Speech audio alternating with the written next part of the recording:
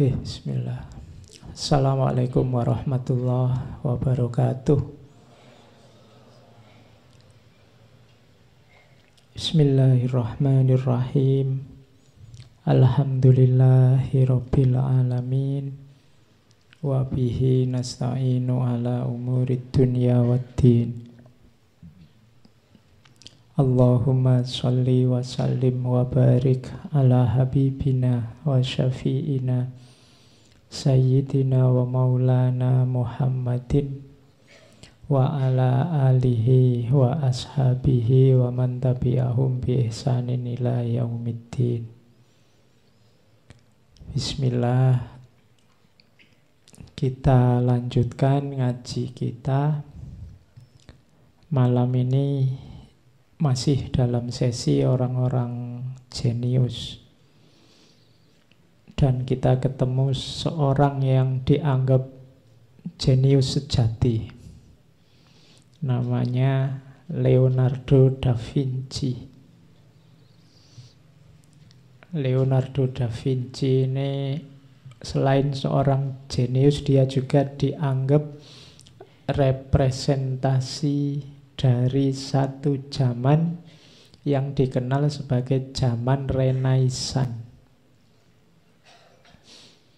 Jadi dia sering digelari Renaissance Man.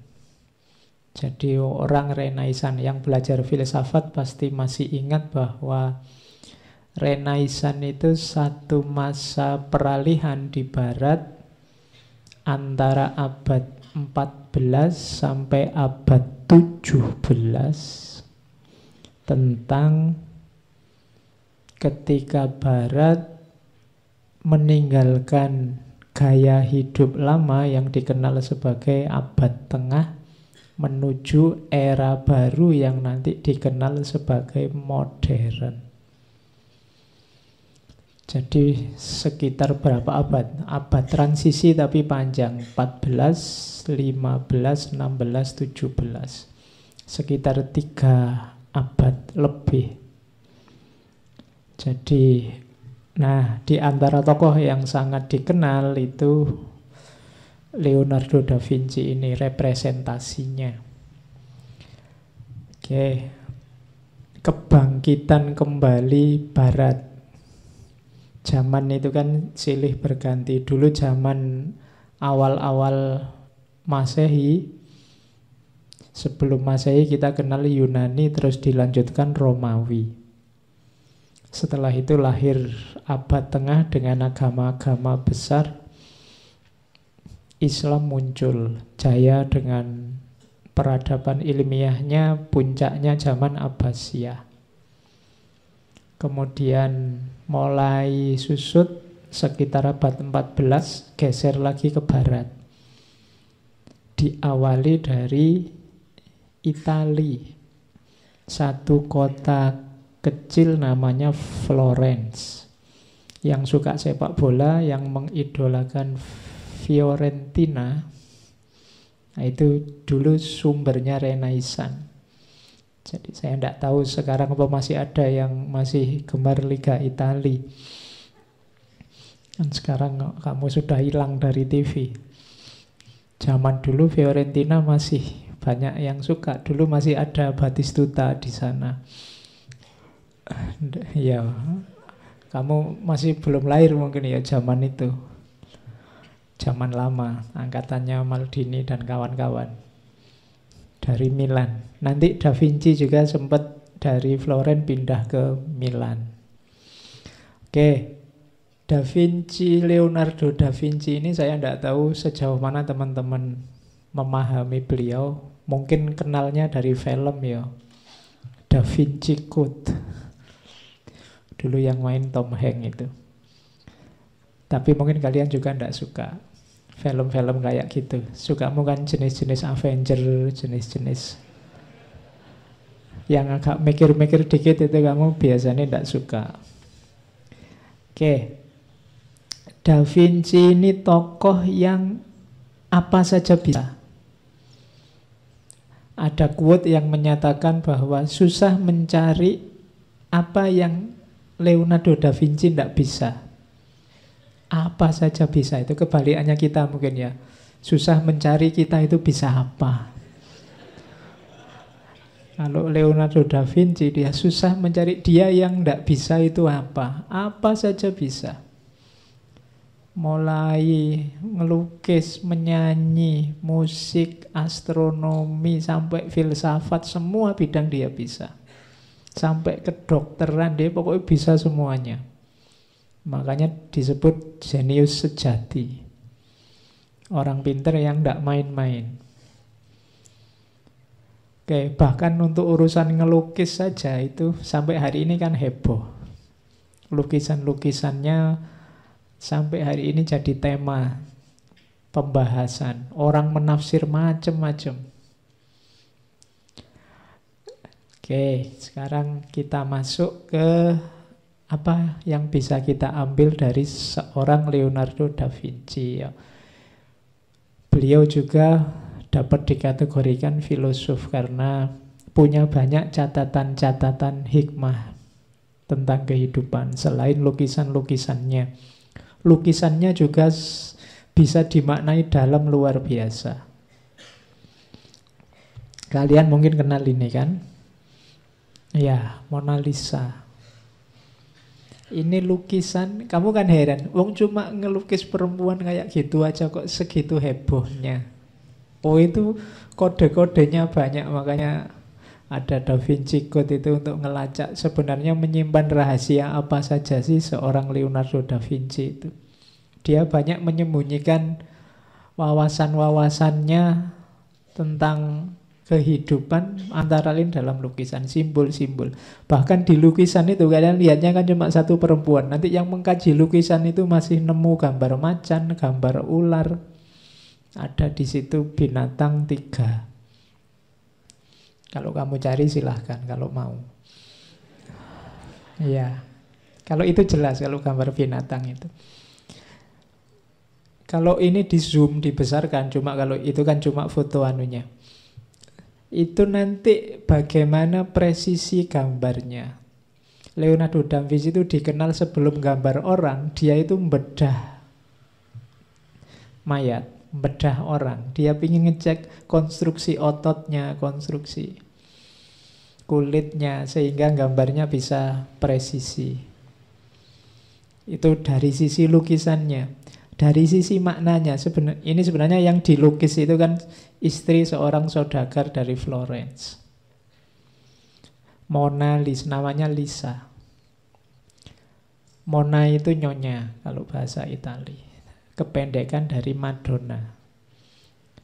Nah, ini sebenarnya ada yang menafsirkan dia mau cerita dengan lukisan ini. Dia cuma mau cerita Renaissance. Renaissance itu kan temanya 4. Humanisme, individualisme, sekularisme, dan naturalisme. Lukisan ini saja sudah cukup untuk menjelaskan Renaissance. Karena ini gambar manusia, itu kan menjelaskan bahwa sekarang fokusnya manusia. Itu yang disebut humanisme. Ciri modern awal itu humanisme. Kenapa kok digembar-gemborkan humanisme? Karena zaman sebelumnya orang sibuk dengan agama. Zaman itu dikenal era teosentris. Apa-apa serba Tuhan. Apa maunya Tuhan, apa maunya agama. Sehingga zaman itu di barat agama jadi sangat mengungkung. Agama jadi sangat membelenggu, sangat memenjara. Di situ nanti lahir pemberontakan, lahir modernisme. Jadi kesumpekan-kesumpekan karena agama terus memicu lahirnya modern.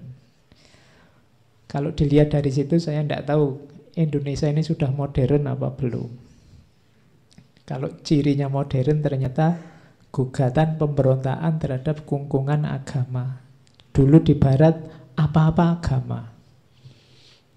Yo agama zaman itu yo gereja. Nah, kalau sekarang ada gejala kok apa-apa agama, jangan-jangan zamannya sedang balik. Atau kita memang sejak dulu belum modern. Oke, nah lukisan ini mau cerita pertama apa? Humanisme.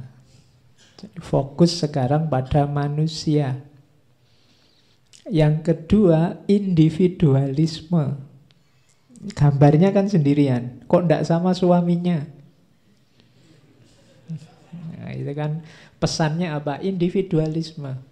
Manusia, setiap jiwa, setiap orang itu punya jati diri, punya keunikan sendiri. Silahkan berkembang sejauh mungkin yang kamu mau. Jangan mau disetir-setir, diatur-atur orang, engkau sendiri yang menentukan nasibmu. Itu pesan kedua, individualisme. Pesan ketiga dari lukisan ini apa? Sekularisme. Ketika orang memisah agama dengan dunia. Sekulernya di mana? Kamu ceklah hampir semua lukisannya Leonardo da Vinci, temanya agama. Begitu Mona Lisa, temanya ganti, perempuan kaya. Oh, itu pesan sekuler sebenarnya.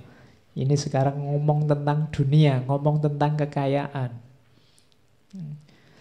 Makanya tangannya diangkat, mungkin ada perhiasannya, ada apanya, terus lehernya diperlihatkan, mungkin itu tempatnya kalung. Pokoknya ini ngomong dunia sebenarnya.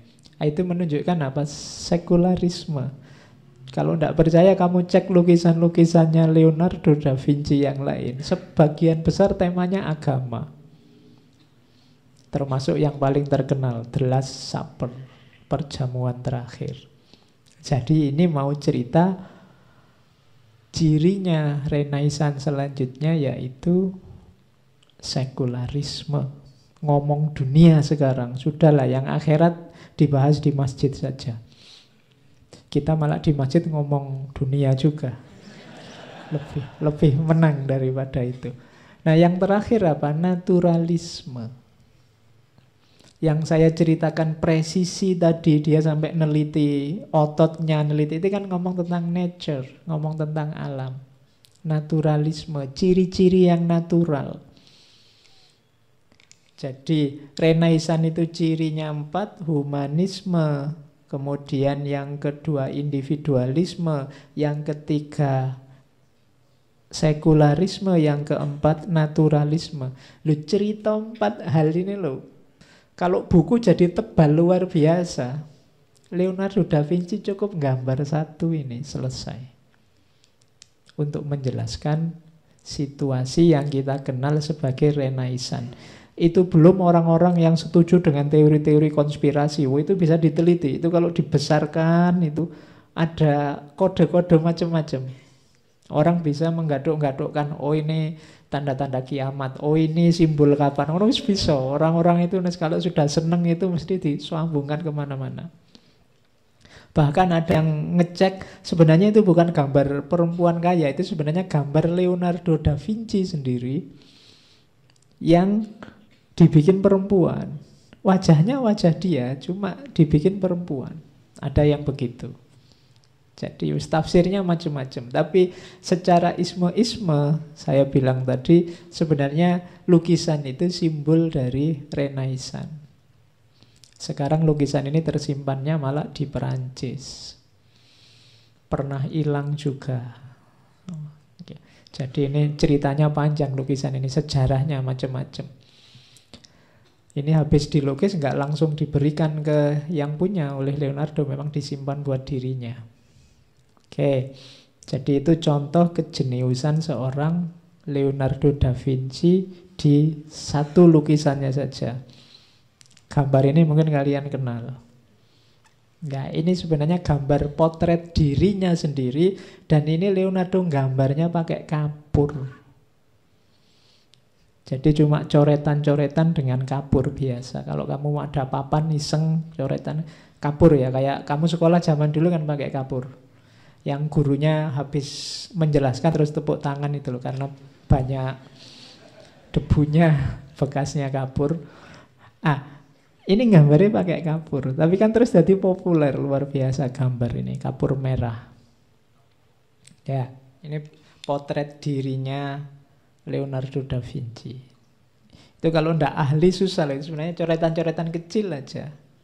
Antara coretan dan ruang kosong gabung jadi 1. Rasanya kamu bisa langsung lihat wajah yang luar biasa. Imajinasimu langsung main. Ini kamu nyontoh sampai puyeng tidak akan bisa niru. Kecuali pakai komputer kamu copy paste. Ya, jadi itu contoh kejeniusannya.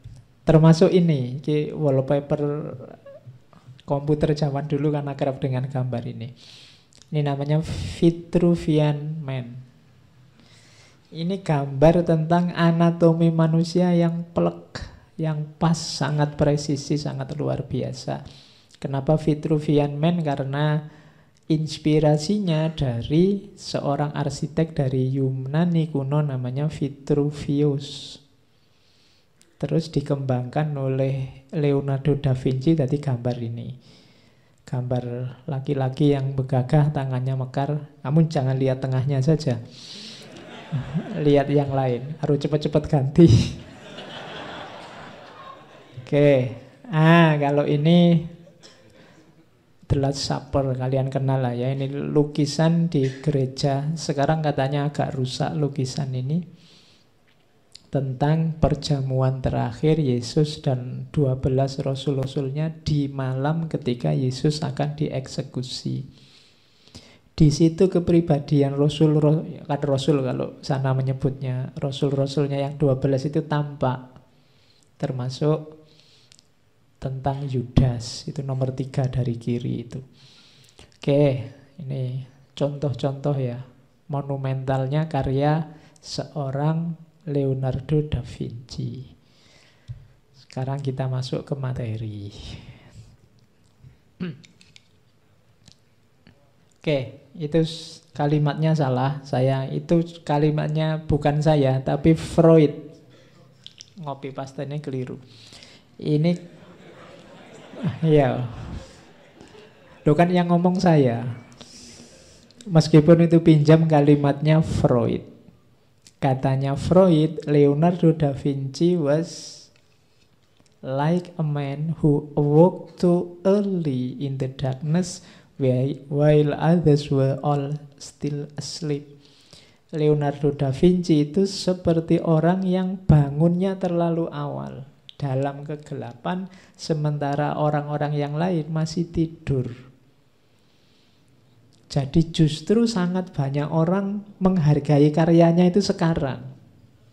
Kalau zaman dulu mungkin masih beberapa karyanya hanya dianggap mimpi, hanya dianggap omong kosong, hanya dianggap gurauan. Banyak orang mengagumi, wah luar biasa orang ini, itu justru sekarang. Makanya kalian juga begitu, ndak usah mikir pujian, ndak usah mikir viral atau ndak viral. Kalau memang kamu punya karya dan ingin berkarya, berkaryalah. Mungkin masyarakat hari ini ndak menanggapimu, menganggapmu alah anak kemarin sore, ndak apa-apa. Tapi kalau kamu memang berkarya dan karyamu berkualitas, pada saatnya orang akan tahu kualitas dari karyamu.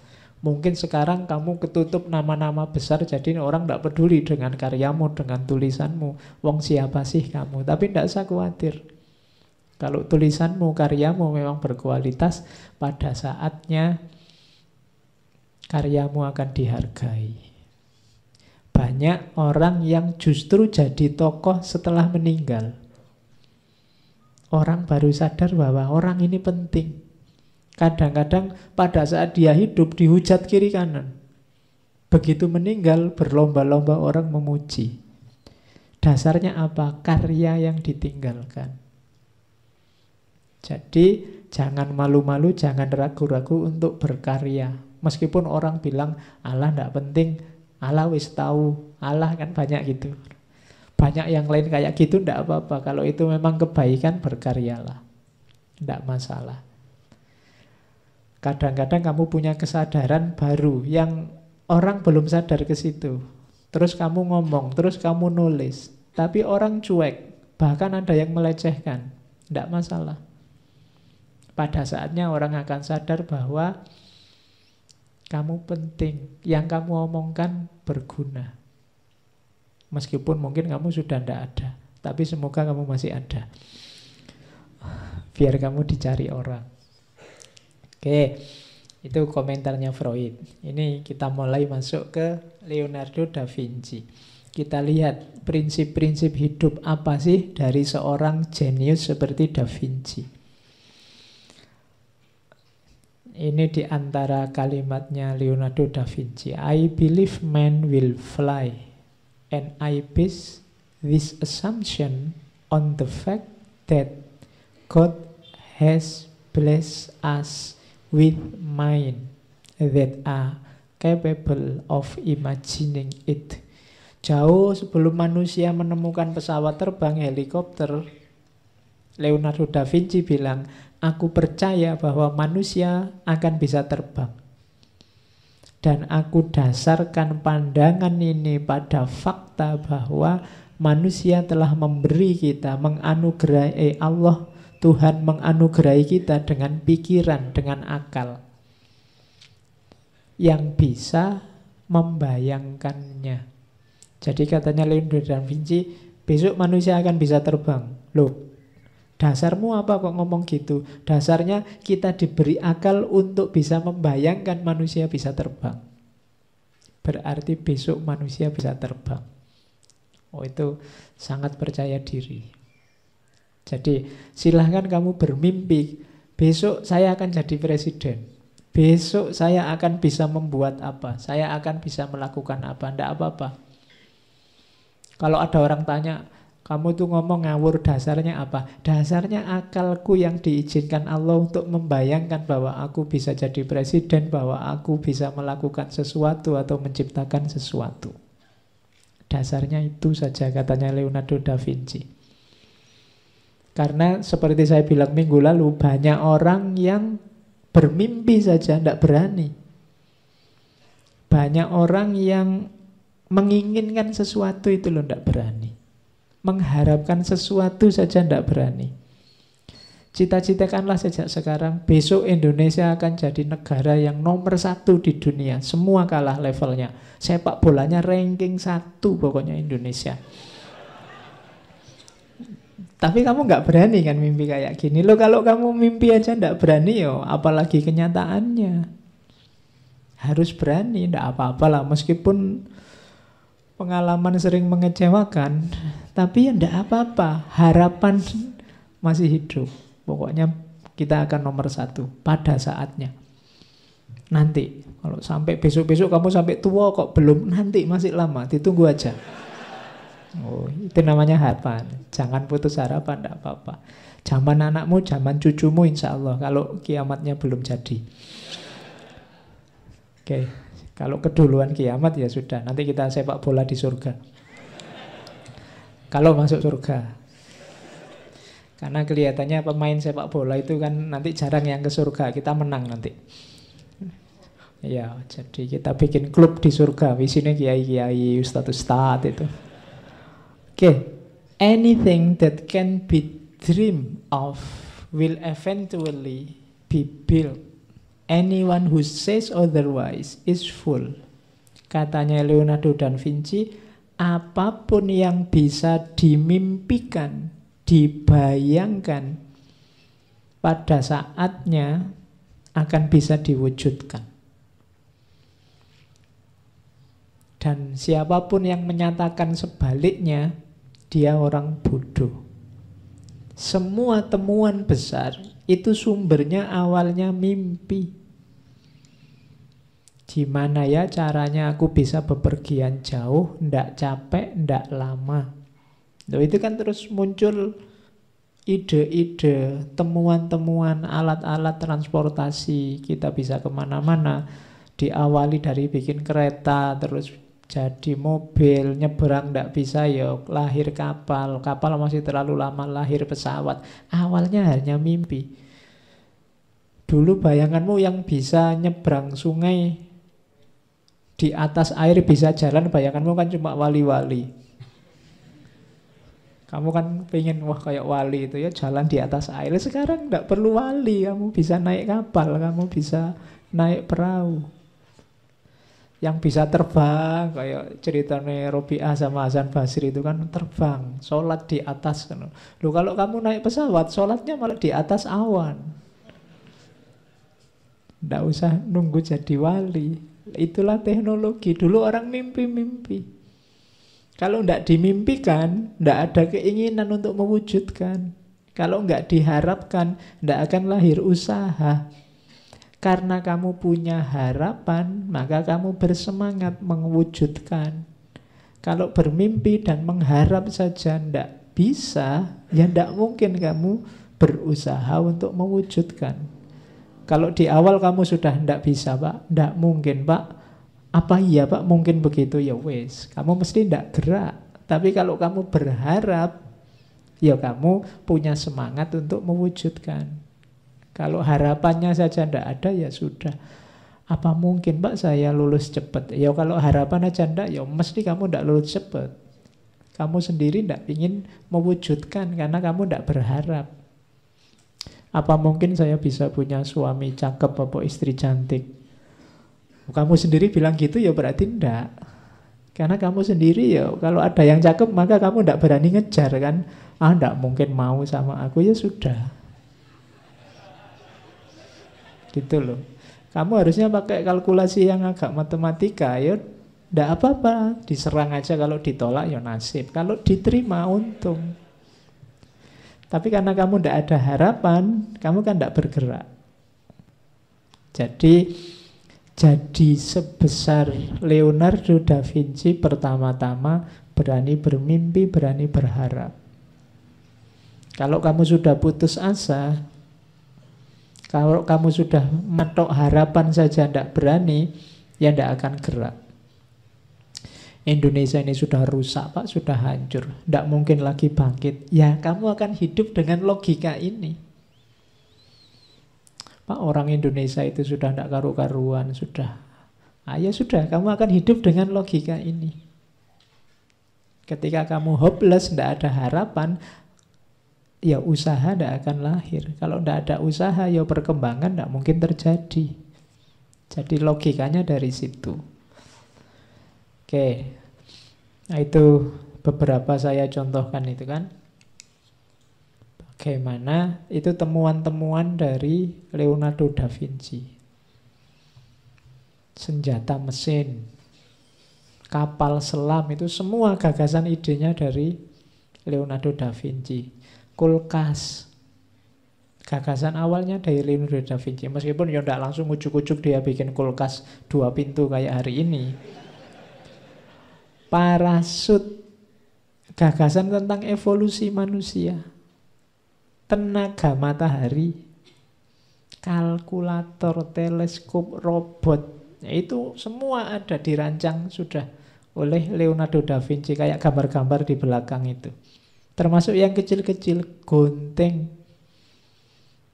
lensa kontak, kemudian buku anatomi manusia pertama itu yang bikin Leonardo da Vinci. Saking pinter Leonardo da Vinci, coba kamu lihat deretan kayak tulisan itu, kamu kan mesti susah membacanya. Karena Leonardo da Vinci kalau nulis selalu dari belakang ke depan. Itu kan kayak tulisan Jawa itu. Dia kalau nulis dari belakang ke depan. Kalau kamu kan misalnya dari kiri ke kanan, atau dia dibalik dari kanan ke kiri. Bukan bahasa Arab loh ya. Ya, jadi ya tetap dengan bahasanya dia, tapi dari kanan ke kiri. Kamu coba nulis namamu saja dari kanan ke kiri, kamu mesti lama pontang-panting. Tapi Leonardo da Vinci gitu. Jadi model cermin kalau dia nulis. Kamu boleh latihan, biar dianggap cerdas. Ya, kalau dia tidak susah payah, dia langsung jalan nulis dari kanan ke kiri. Oke. Jadi itu ya di antara bukti kejeniusan seorang Leonardo da Vinci.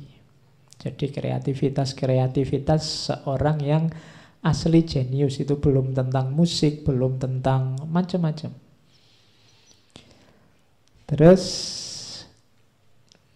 ya kalau ini yang tentang lukisan ya, ada banyak kalimat quotes dari seorang Da Vinci tentang lukisan.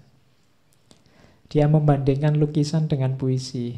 Lukisan adalah puisi yang diam, dan puisi adalah lukisan yang buta. Lukisan adalah puisi yang terlihat tapi tidak terdengar. Puisi adalah lukisan yang terdengar tapi tidak terlihat. Dua-duanya setara. Da Vinci ini dikenal sebagai tokoh yang mampu memadukan tiga hal: filsafat, ilmu pengetahuan, dan seni. Apapun karya Da Vinci, kamu tidak bisa hanya melihat tampilannya, tapi sekaligus dia akan menggugah pikiranmu untuk menafsir. Kamu lihat gambarnya Mona Lisa, itu nanti kepalamu bunyi macam-macam. Tidak sekedar lihat gambar, oh perempuan cantik, selesai. Tidak. Membunyikannya beda-beda, sesuai kapasitasmu masing-masing. Jadi melihat gambar kayak melihat puisi, kayak seperti ada yang dikatakan. Sementara puisi seperti ada yang digambarkan. Ketika kamu baca puisi, muncul gambaran-gambaran di kepalamu. Jadi katanya Da Vinci, puisi itu kayak lukisan, meskipun tidak ada gambarnya. Lukisan itu seperti puisi, meskipun tidak ada suaranya. Dan puisi dan lukisan itu luar biasa. Kamu mungkin nulis agak susah, mengekspresikan keinginanmu dalam tulisan utuh agak susah, tapi kalau dalam puisi mungkin lebih mudah. Atau dalam lukisan, kan ada lukisan itu coraknya ekspresionis. Entah kamu nyoret apa, yang penting mengekspresikan jiwamu, keinginanmu, gagasanmu, itu bisa. Itu coret-coret itu kadang mana yang tebal, mana yang tipis, nah, ekspresionis kan gitu.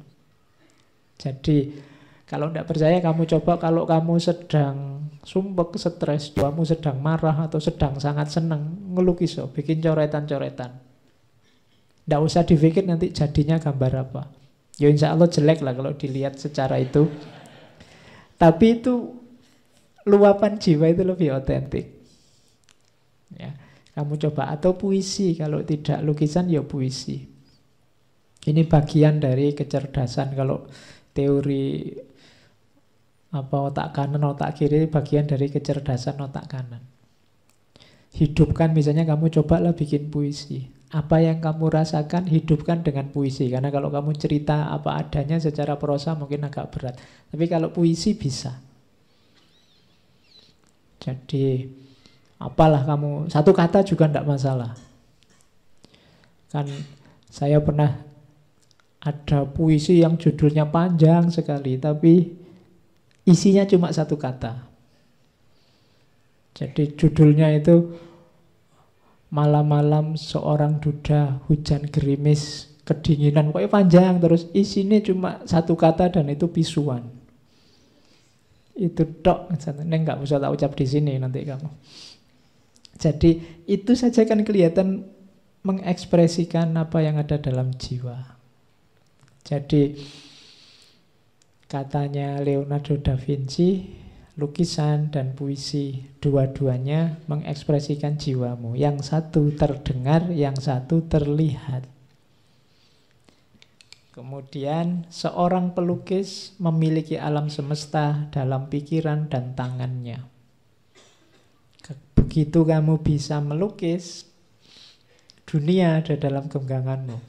Kamu pingin apa? Bisa kamu wujudkan lewat tanganmu. Kalau kamu pintar melukis. Kamu pingin versi dirimu yang ganteng, gambaran dirimu yang ganteng bisa. Kamu pingin jejer sama artis siapa, gambarlah dirimu jejer. Kalau sekarang pakai Photoshop bisa ya. Jadi begitu kamu pintar ngelukis, dunia ada dalam genggamanmu. Alam semesta ada di tanganmu. Katanya Leonardo da Vinci. Oke. Yang tidak pintar ya tidak usah minder. Asal kamu bisa melihat lukisan aja gampang. Kadang-kadang kita itu memahami lukisan kan juga susah. Melihat lukisan, ini loh gambar ropo, gambar kayak gini kok mahal amat, kan kita sering begitu. Ya karena kamu melihatnya dengan mata awam. Yang ngerti seni bisa menangkap. Jadi kalau kamu ingin dianggap ngerti, pura-pura ngerti. Wah, luar biasa lukisan ini. Dikira-kira ini menunjukkan harus apa-apa ngono. Oke. Terus seorang pelukis hanya akan melahirkan lukisan yang bernilai rendah kalau ia menjadikan karya orang lain sebagai ukurannya. Jadi kalau ini nasihatnya Leonardo da Vinci, jadilah otentik. Tidak masalah, tidak sesuai dengan, tidak cocok sama karya orang yang luar biasa. Kamu tidak harus jiplak. Kalau tulisan ya jangan plagiat. Otentiklah jadi dirimu. Berkaryalah versimu. Sebagus apapun karyamu, kalau hanya niru, apalagi jiplak, levelnya pasti di bawah yang kamu tiru. Tidak mungkin kamu besar dengan itu. Dapat keuntungan mungkin iya, kalau tidak ketahuan. Tapi namamu tidak akan besar dengan itu. Bahkan ada kemungkinan namamu akan hancur gara-gara itu. Jadi jangan jadi peniru. Jadilah yang original, yang otentik, versimu sendiri. Itu nasihatnya Leonardo da Vinci. Oke, nasihat pertama itu. Nasihat kedua, seorang pelukis yang menggambar hanya dengan tangan dan mata, tanpa pikiran, itu seperti satu cermin yang meniru apapun yang diletakkan di hadapannya tanpa menyadari eksistensi barang itu. Jadi ini menurut Leonardo da Vinci, melukis itu tidak cuma keterampilan tangan atau keterampilan mata, tapi juga pikiran harus ikut main. Di situ nanti antara lain letaknya originalitas tadi. Kalau pikiran tidak main, ya hasilnya cuma niru, termasuk niru objeknya. Kalau gambar orang persis orang, itu tidak luar biasa. Makanya kemarin waktu kita filsafat seninya Ismail Farabi yang seni tauhid kan itu. Di mana ciri otentiknya seni Islam? Seni Islam itu tidak senang dengan jiplakan. Kalau hanya persis gitu ya, ngapain kamu ngelukis, gambar, capek, difoto aja selesai. Justru otentiknya lukisan itu kalau ada imajinasi dan akalmu bermain. Jadi kuncinya di situ. Oke. Terus, kalau ini tentang seni. Katanya Leonardo, kalimat pertama itu, prinsip pengembangan pikiran secara penuh dua.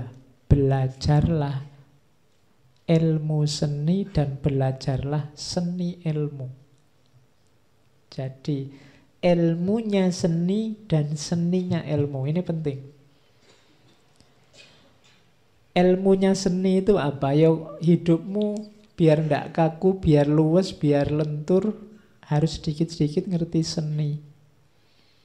Tidak masalah kamu punya selera musik apa, kamu punya selera seni apa, punyalah itu.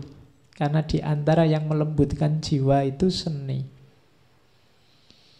Kalau kamu tidak ngerti sama sekali atau tidak minat sama sekali dengan seni, biasanya hidupmu agak kaku, tidak lentur, tidak fleksibel. Jadi untuk dirimu jadi penuh, katanya Leonardo da Vinci, kuasailah ilmu seni. Yang kedua apa? Seninya ilmu.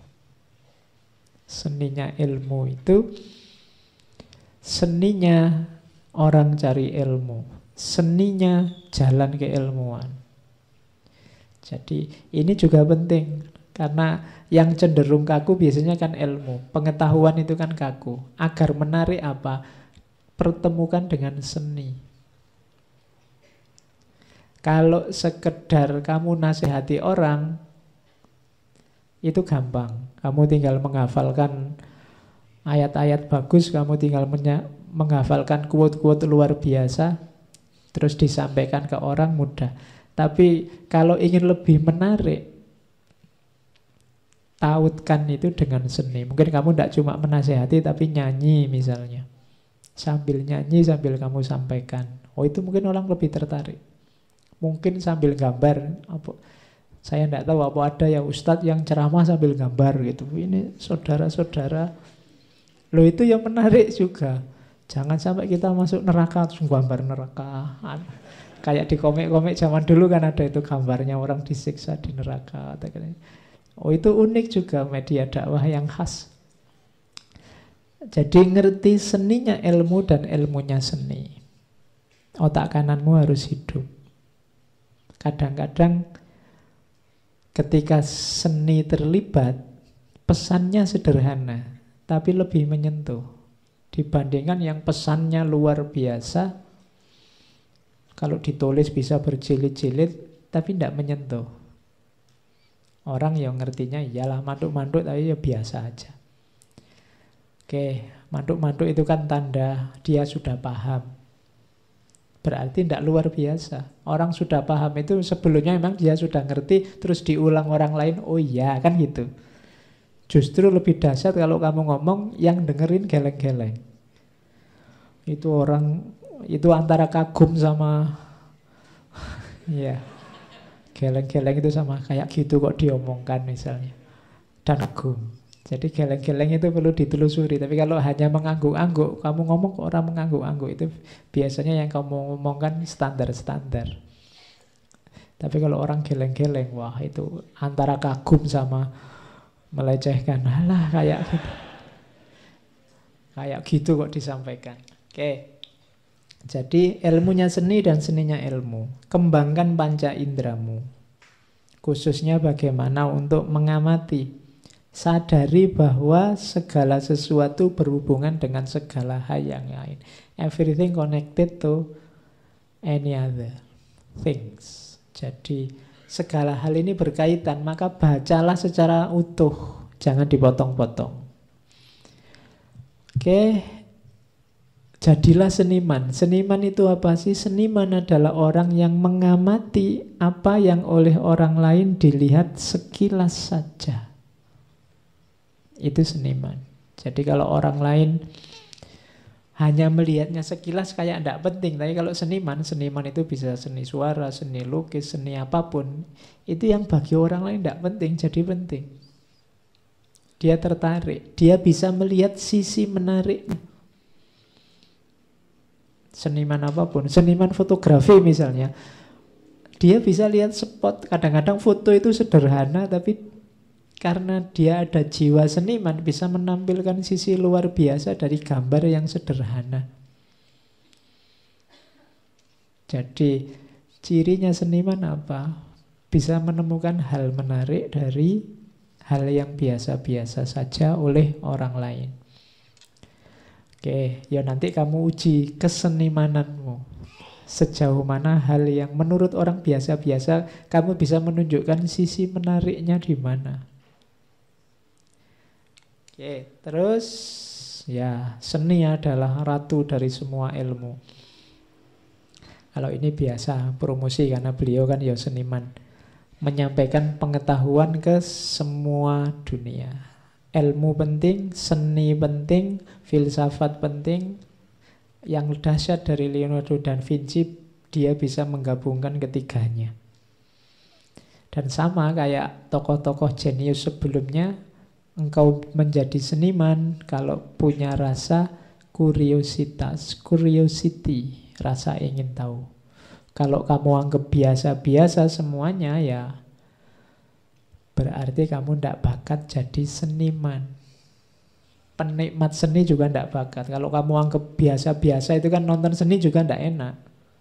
Kamu nonton film misalnya, filmnya tembak-tembakan, bunuh-bunuhan terus, alah gitu aja teriak-teriak, itu kan pura-pura, cuma acting. Nggak enak. Justru enak kalau kamu bisa menikmati. Alah nggak usah nangis, wong itu cuma film aja kok nangis. Nggak seru ya. Serunya nonton film itu kamu bisa nangis. Ceritanya memang mengharukan. Tapi kalau kamu nontonnya dengan kacamata flat biasa, ya jadinya nggak enak.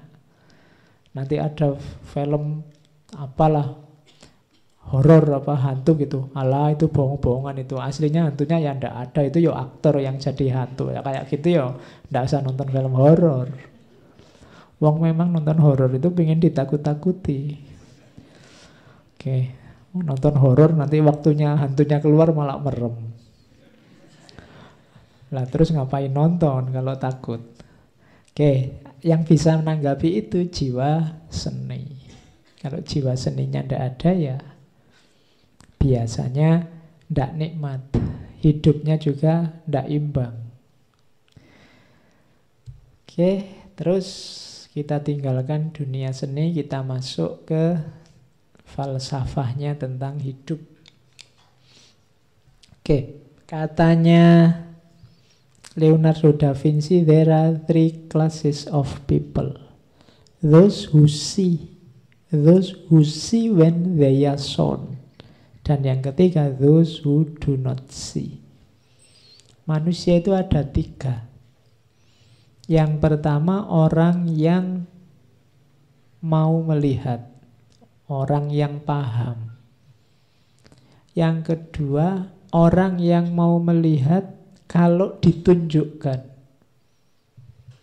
Yang ketiga, orang yang tidak mau melihat, tidak mau memahami.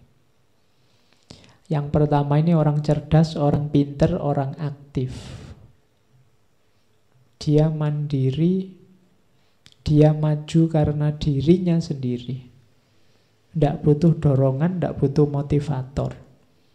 Karena kalau untuk maju kamu butuh motivator, ya mungkin kamu tidak maju-maju. Karena kamu nunggu didorong. Motivator itu kan pendorong. Jadi, jadilah orang yang bisa memotivatori dirimu sendiri. Those who see. Yang butuh motivator tadi nomor 2. Those who see when they are shown. Dia mau memahami kalau, dia mau melihat kalau ditunjukkan. Tidak mau nyari sendiri. Pinginnya dituntun. Belajar filsafat kok baca buku males. Kemudian bikin tulisan males. Maunya diceramai terus di ngaji filsafat. Ya. Itu namanya those who see when they are shown. Minta dituntun terus. Jadi ya levelmu di bawah yang pertama tadi.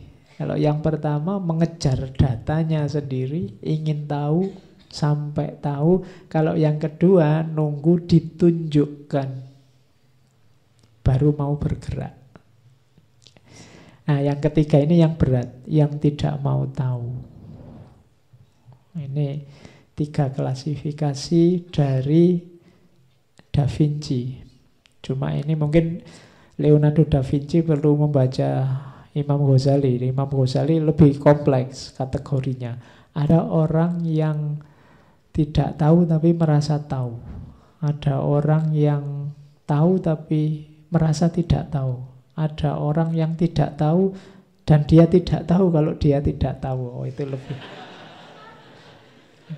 Imam Ghazali kan gitu klasifikasinya. Hari ini kan banyak orang yang tidak tahu tapi dia tidak tahu kalau dia tidak tahu. Akhirnya dia gayanya kayak orang tahu-tahu. Apa tahu-tahu itu? Kayak orang tahu aja padahal dia tidak tahu apa-apa. Oke. Orang kayak ini agak susah. Kalau menurut Imam Ghazali orang semacam ini yang menyesatkan. Ada yang kayak orang tidur. Kayak orang tidur itu orang ini tahu, tapi dia merasa tidak tahu.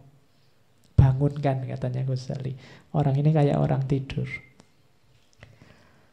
Ya kalau kamu tahu dan merasa tahu, alhamdulillah. Kamu tidak tahu dan merasa tidak tahu itu bagus.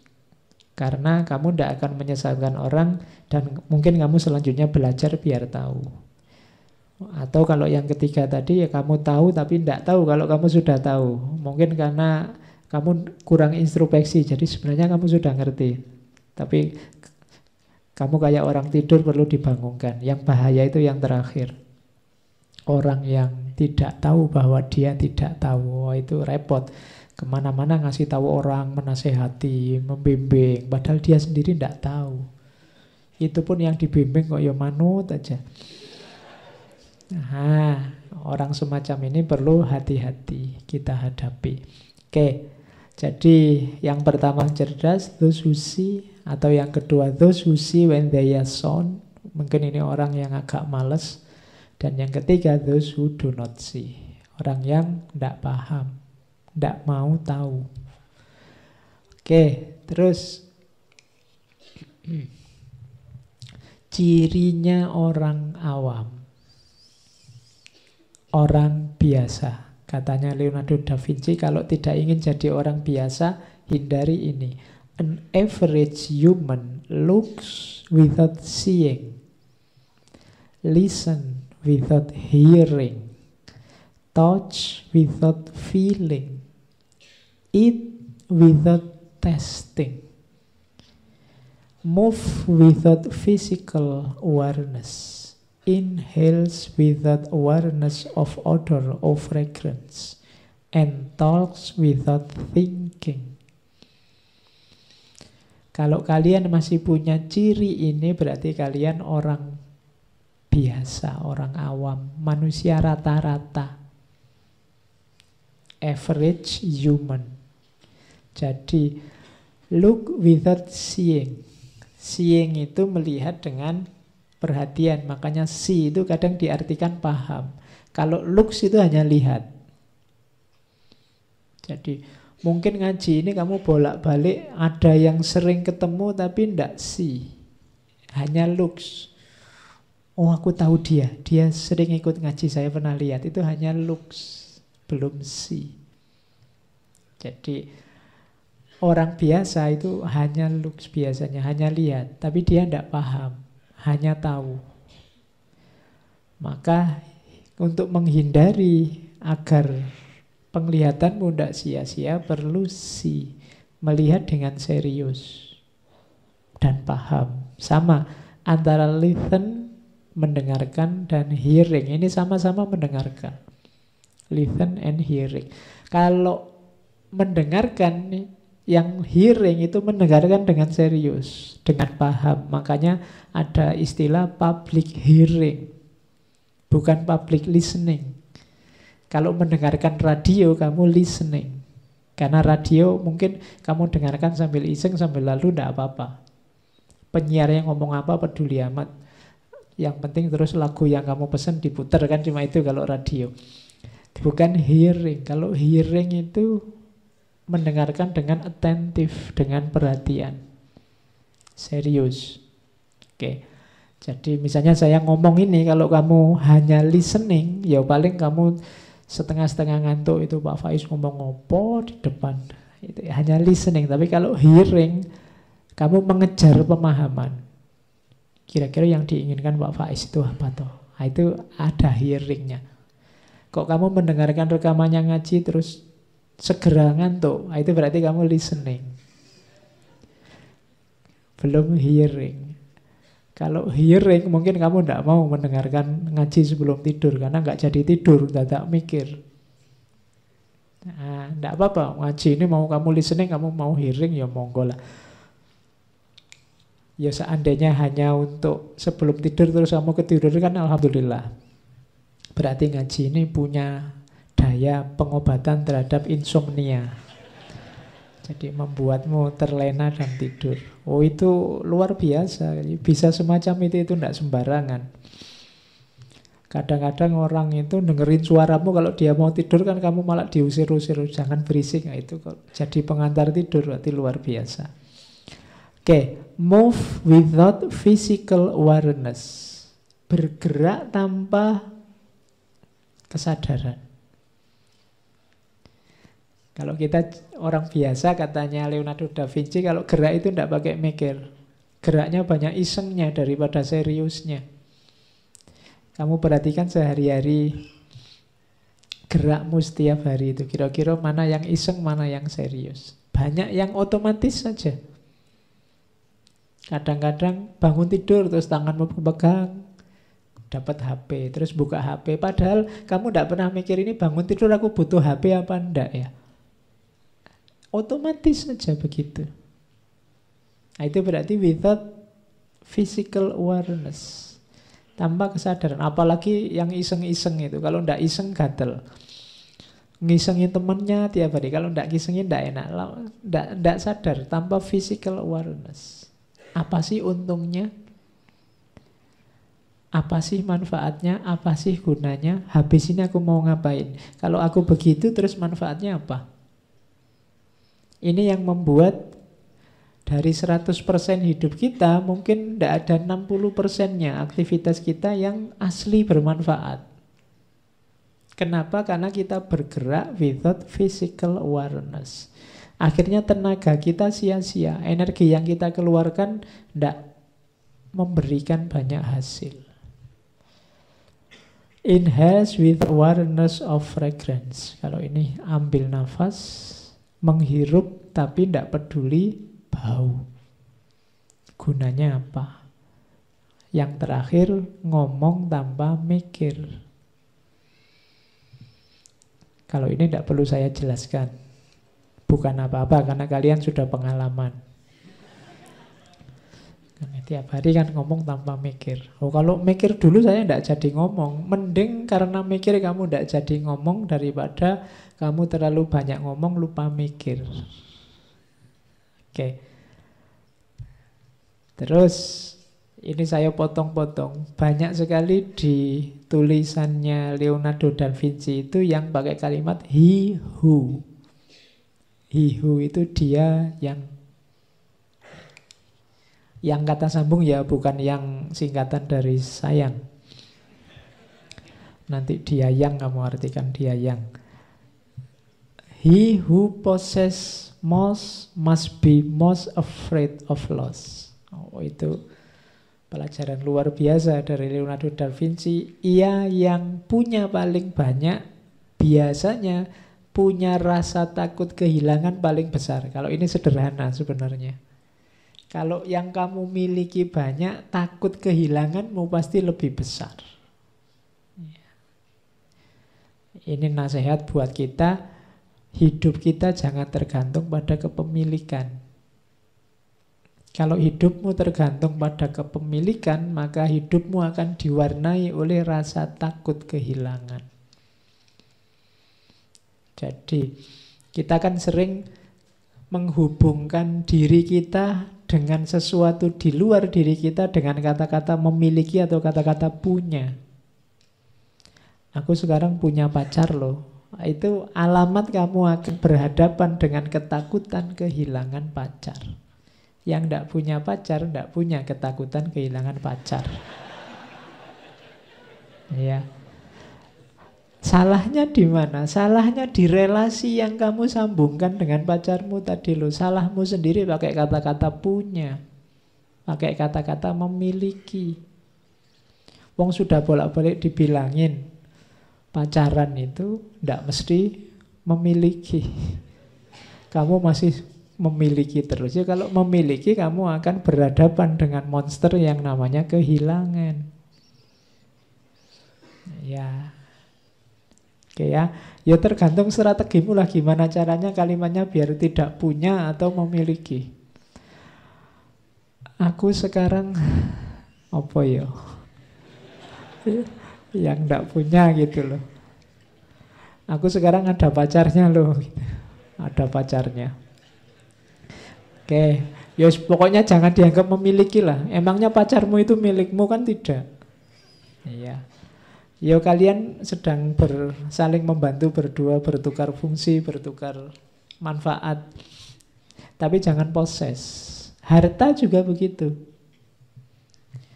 Aku sekarang punya laptop.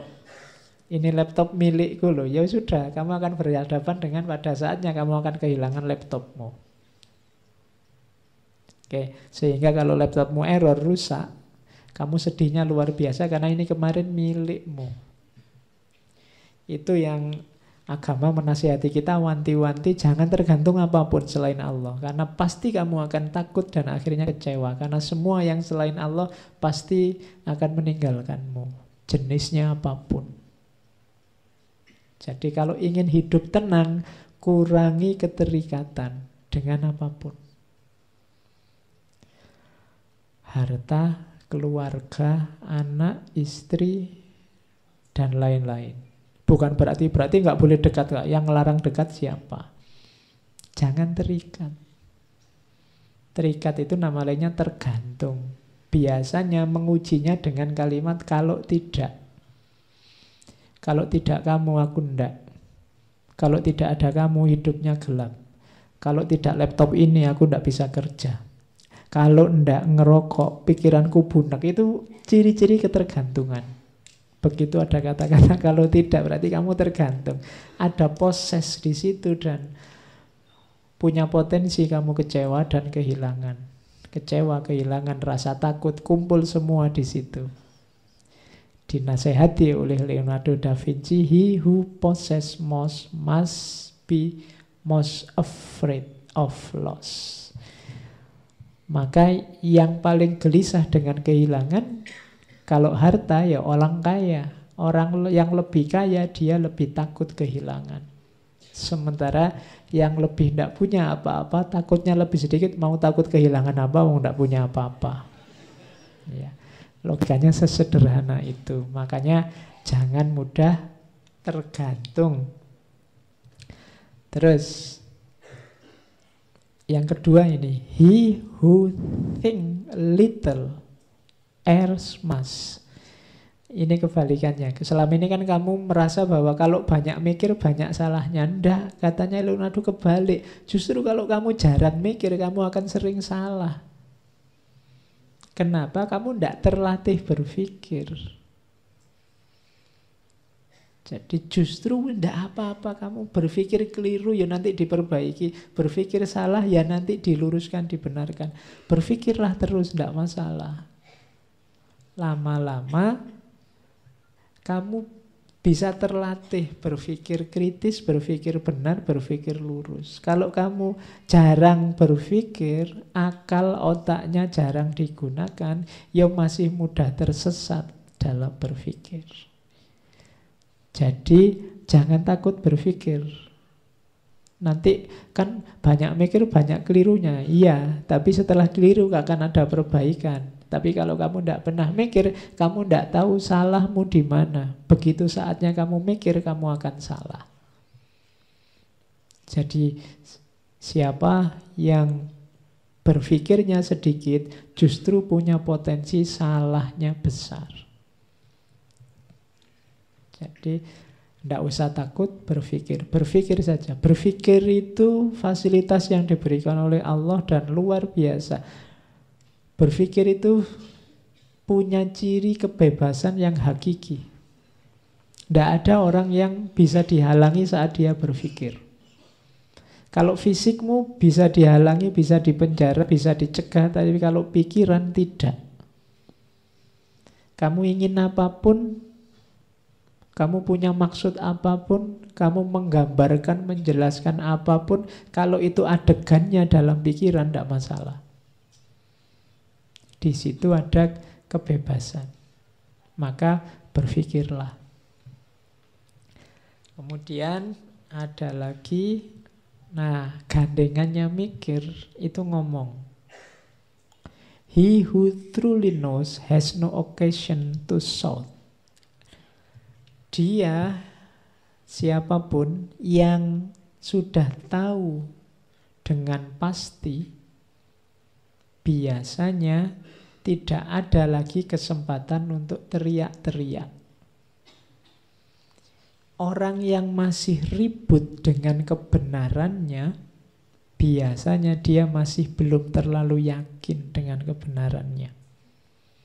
Orang yang masih sibuk ingin menunjukkan salahnya orang lain, biasanya itu dilakukan dalam rangka menegaskan benarnya dirinya. Kalau dia masih butuh ingin menegaskan benarnya dirinya, sebenarnya dia belum terlalu yakin dengan kebenarannya sendiri. Jadi he who truly knows has no occasion to shout. Kalau kamu sudah tahu kebenaran, biasanya kamu tenang, tidak ribut. Pokoknya aku tahu sendiri kok, kamu mau ngomong apa terserah kamu. Aku sudah ngerti yang sejati. Tapi kalau kamu masih ribut, masih pingin tahu salahnya orang lain di mana, karena yang benar itu aku, biasanya kamu masih butuh justifikasi dari kebenaranmu yang terletak dalam salahnya orang lain. Nah ini kita harus hati-hati dengan kebenaran yang kita miliki. Karena kadang-kadang kita itu kan sibuk nyari kesalahan orang lain. Itu sebenarnya ciri bahwa kita belum terlalu yakin dengan kebenaran kita sendiri. Kalau kita sudah yakin mantap dengan kebenaran kita, biasanya kita tidak butuh lagi penjelasan bahwa orang lain lebih buruk, lebih salah dari kita. Bahwa orang lain yang keliru dan kita satu-satunya yang benar. Kalau sudah yakin ya sudah. Kamu yakin benar bahwa pilihanmu paling cocok. Atau kamu yakin bahwa di kampung ini yang paling ganteng aku misalnya. Itu kamu kan sudah tenang. Tapi kalau kamu masih nyari, loh itu kan lebih jelek, itu kan lebih jelek. Itu menunjukkan kamu tidak terlalu yakin dengan kegantenganmu. Kami masih butuh untuk dijejer orang yang lebih jelek untuk menegaskan bahwa kamulah yang paling ganteng. Jadi, ini boleh kamu jadikan rumus bahwa yang masih ribut untuk mencari siapa yang salah, kemungkinan dia masih belum terlalu yakin dengan kebenarannya sendiri. Kalau dalam tradisi filsafat Islam, ilmu kalam ada istilah sukunun nafas. Sukunun nafas itu tenangnya jiwa. Jadi di antara parameternya kebenaran itu sukunun nafas. Kalau kamu sudah nyampe pada terminal kebenaran, jiwamu tenang. Sudah tahu aslinya, saya tenang sudah. Tapi kalau belum, masih mencari-cari justifikasi pembenaran, biasanya masih belum tahu. Terus yang panjang, he who does not go beyond his master is a poor pupil. Jadi siapa yang masih belum bisa melampaui gurunya, dia adalah murid yang jelek. Nah, ini Leonardo da Vinci loh ya. Berarti misimu sebenarnya adalah kamu harus lebih pintar, lebih cerdas, lebih luar biasa dibandingkan guru-gurumu. Kalau hanya sama, itu pun tetap dianggap kamu murid yang jelek. Kenapa bisa begitu loh? Gurumu itu anak zamannya. Dia sampai dalam keilmuannya sebatas wawasan dinamika kehidupannya. Sementara hidup itu dinamis, maka wawasanmu harusnya nambahi wawasan gurumu sehingga kamu harusnya lebih luas dari gurumu. Itu menunjukkan gurumu sukses. Kalau hanya sama berarti kamu hanya mengcopy paste gagasan-gagasannya gurumu. Kamu harus lebih itu melampaui. Cuma kan kamu selalu bilang, apa yang mungkin Pak, saya bisa melampaui guruku. Ya kalau saya bilang tadi ya, kalau kamu sudah bilang begitu ya tidak mungkin sudah. Kamu mimpi aja tidak berani ya tidak mungkin. Mungkin. Kalau kamu tidak bisa melampaui gurumu, kenapa kok disebut murid yang jelek? Berarti kamu hanya mengulang, menghafalkan yang disampaikan oleh gurumu. Tidak bisa mengembangkan. Guru yang sukses adalah guru yang ilmunya mampu menginspirasi murid-muridnya. Menginspirasi itu bukan cuma mengulang kata-katanya, tapi melahir gagasan-gagasan baru yang dipicu oleh wawasan keilmuan yang disampaikan oleh gurunya. Makanya murid yang baik itu yang melampaui gurunya. Jadi kalian misalnya diperintah oleh takmir-takmir, barang siapa yang ingin mentranskrip ngaji ini silahkan. Itu tulisan yang bagus, yang kamu tidak copy paste apa yang saya omongkan. Kalau hanya copy paste yang saya omongkan, orang lebih suka ngapain baca tulisanmu, dengar rekamannya selesai. Tapi kamu olah versimu, tidak masalah. Namaku tidak usah disebut, nggak masalah. Terinspirasi itu kan bukan hanya ikut, tapi lahir gagasan baru, lahir pencerahan baru versimu. Ya nanti namanya pakai namamu. Nah itulah, he who does not go beyond his master is poor pupil. Kalau yang ungu itu, he who does not value life does not deserve it. Orang yang tidak menghargai kehidupan tidak layak untuk hidup. Wong nggak kamu hargai. Oke, ini penjelasannya kalian sudah ngerti. He who wishes to be rich within a day will be hanged within a year. Siapa yang ingin kaya mendadak, dalam sehari dia ingin langsung kaya, maka tunggulah setahun lagi dia akan digantung. Tidak ada jalan instan untuk sukses. Jangan mudah tertipu oleh iklan-iklan promosi. Kaya mendadak. Ikut ini sebentar saja langsung wis to, wis ndak ono rumus kayak gitu, ndak ada. Orang paling jenius di dunia Leonardo da Vinci ngomongnya semacam itu. Kamu bulan kayak gini masih ketipu. Ndak ada yang instan. Langsung sukses, langsung jaya, langsung dari mana jalannya langsung. Ujung-ujungnya ketipu. Ndak ada. Kalau ada yang menjanjikan setahun, sehari kamu bisa kaya, tahun depan orang ini mesti sudah digantung, katanya Leonardo. Jadi ndaklah, jangan ketipu yang gitu-gitu. Semua ada prosesnya. Untuk jadi seorang Leonardo da Vinci juga ada proses panjang, ada banyak rasa sakit yang harus dia alami. Oke, terus nah, ini saran dari Leonardo da Vinci. Hidupmu butuh keaktifan. Jangan malas. Telah lama aku perhatikan, ternyata orang-orang sukses itu jarang yang hanya duduk dan pasrah atas apa yang terjadi pada diri mereka. Mereka keluar dan mengalami banyak hal. Jadi ini dalil untuk jangan malas. Banyak yang tanya ke saya, Pak, caranya biar tidak males itu gimana? Ya jangan males.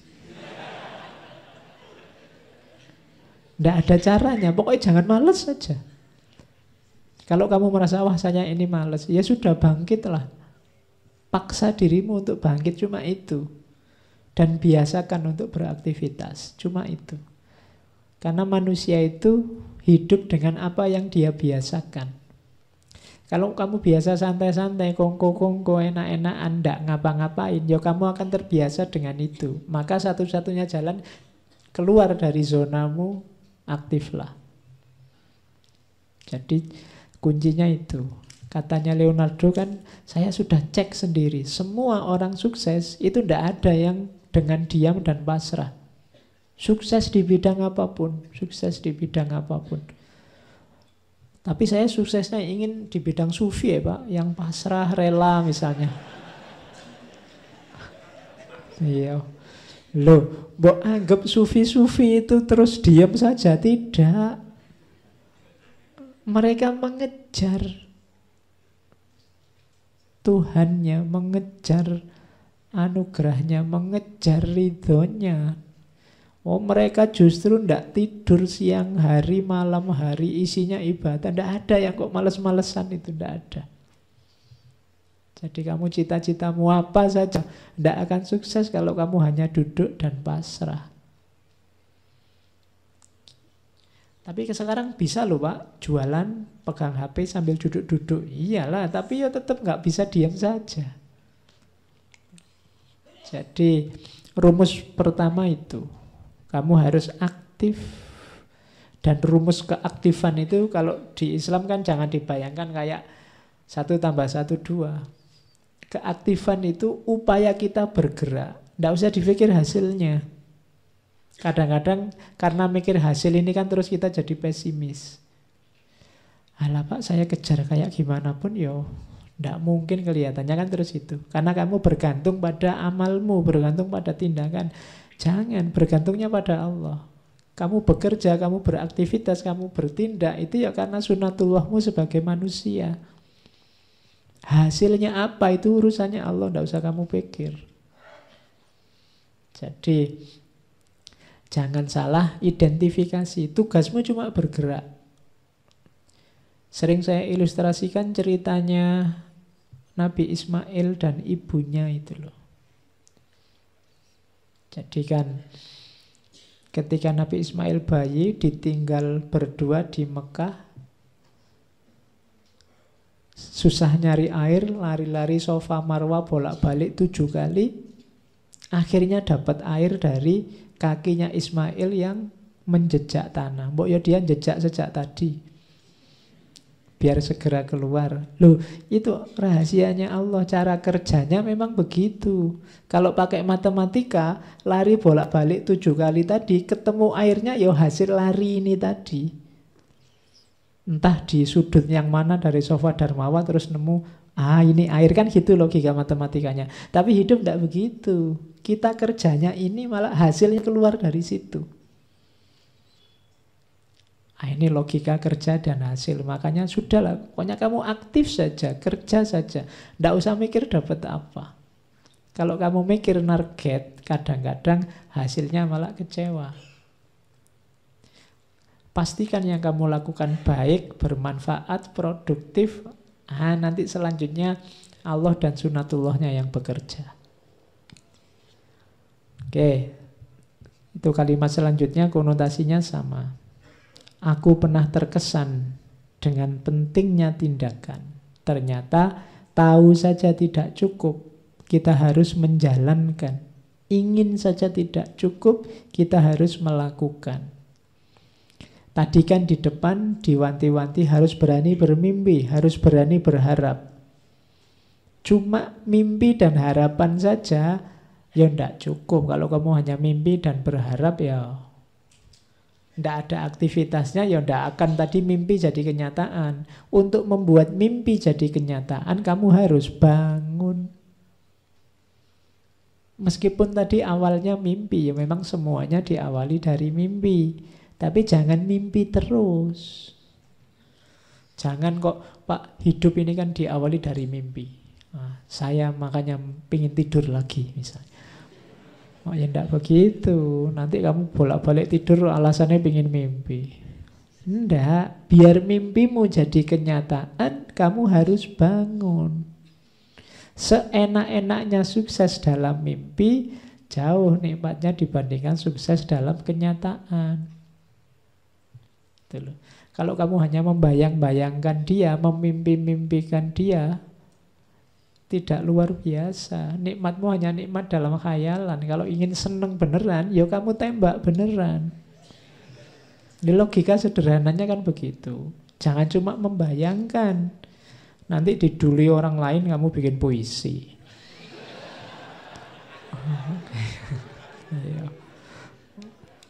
Oke ya, terus. Ini analogi dari Leonardo da Vinci. Besi berkarat karena tidak dipakai. Air yang diam akan kehilangan kejernihannya dan dalam suhu rendah dia akan beku. Demikian juga dengan ketidakaktifan akan melemahkan pikiran. Maka kita harus merentangkan diri kita sampai batas akhir kemungkinan. Kalau kurang dari itu berarti dosa. Baik pada Tuhan maupun pada manusia. Itu maksudnya apa? Wujudkan potensimu, gunakan fasilitas, kekuatan, daya yang diberikan oleh Allah 100% semaksimal mungkin. Kalau tidak berarti dosa. Kenapa? Allah memberi kita sia-siakan. Allah memberimu mata, memberimu akal, memberimu tenaga, kekuatan, telinga. Semuanya ini kan fasilitas dari Allah. Manfaatkan semaksimal mungkin untuk kebaikan, cita-cita, kebenaran, cita-cita, keindahan yang kamu miliki. Kalau ada yang tidak kamu gunakan atau kamu gunakan setengah-setengah, katanya Leonardo ini, berarti kamu sedang berdosa. Pertama, dosa pada Allah karena menyia-nyiakan anugerahnya. Kedua, berdosa pada manusia yang lain karena kamu harusnya bisa memberi manfaat besar tapi tidak jadi karena kamu malas. Jadi itu pesannya Leonardo. Kalau hanya dilihat pesannya saja kan tidak terbayang orang seperti Leonardo bisa ngomong kayak gini. Kamu ngertinya kan cuma lukisan-lukisan dan inovasi-inovasinya. Tapi tidak akan lahir orang sebesar itu kalau tidak punya filosofi hidup yang hebat. Dan ini diantara filosofi hidupnya. Jangan jadi kayak besi yang diam, karena sedahsyat apapun, sekuat apapun besi, kalau dia diam, maka dia akan berkarat. Air juga begitu, kalau diam maka dia kehilangan kejernihannya, dan kalau suhu turun dia akan beku. Pikiranmu juga begitu, kalau tidak sering digoyang dia akan beku. Kalau dia beku tidak bisa dimanfaatkan. Oke, terus as you cannot do what you want what you can do. Kalau engkau tidak bisa melakukan apa yang engkau inginkan, maka inginkanlah apa yang bisa engkau lakukan. Nah, itu penjelasannya ya. Jadi ya mimpilah, berharaplah, cuma yang terukur, yang bisa engkau lakukan. God sell us all things at the price of labor. Tuhan itu menjual. Apa menjual itu? Berdagang dengan kita, memberikan pada kita segala sesuatu. Tapi ada harganya. Harganya apa? Labor, kerja. Kalau kamu ingin dapat sesuatu, kalau kamu ingin menghasilkan sesuatu, mewujudkan sesuatu, akan diberikan oleh Tuhan, tapi tebuslah itu. Ada harganya. Harganya apa? Kerja. Jadi kerja itu harganya. Jangan diam. Makanya kalau dalam Al-Quran, innallaha la yughayyiru ma biqaumin hatta yughayyiru ma bi anfusihim. Jadi perhatikan kalimatnya, innallaha la yughayyiru. Berarti yang merubah tetap Allah, bukan kita. Kapan Allah merubah? Kalau kita yughayyiru, kalau kita bergerak, berusaha mengubah, nanti Allah akan datang mengubah. Tapi kalau kita diam saja, Allah tidak akan mengubah. Jadi perubahan terjadi karena anugerah Allah. Tapi kapan anugerah Allah datang? Kalau kita beraktivitas, kalau kita berusaha, bekerja untuk mengubah. God sell us all things in the cost of labor. In the price of labor. Oke, terus. Nah, kalau ini agak spiritual. Once you have tasted flight, you will forever walk the earth with your eyes turned skyward. For there you have been, and there you will always long to return.